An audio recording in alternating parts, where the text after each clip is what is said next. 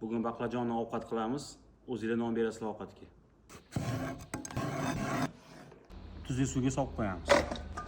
15 minut yetadi.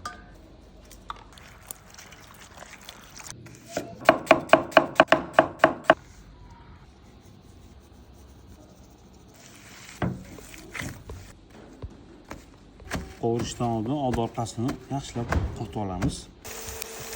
Baqlajonni qovurayotganda qattiq qizartirib olmaymiz. Ozgina yetadi. Ozgina rang chiqsa bo'ladi.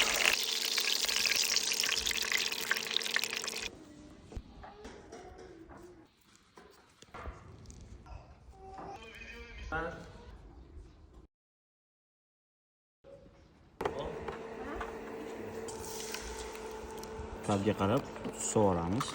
Qaynab chiqqandan keyin ichiga terib chiqamiz.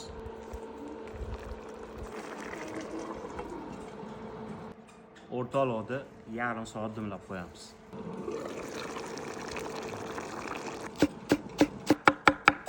Kashnich, ukrop, chesoni aralashtirib, yarim soatdan ustiga sepib, yana 10 minutga dimlab qo'yamiz. Bir dona dunyoskiga yarim doridan sovuramiz.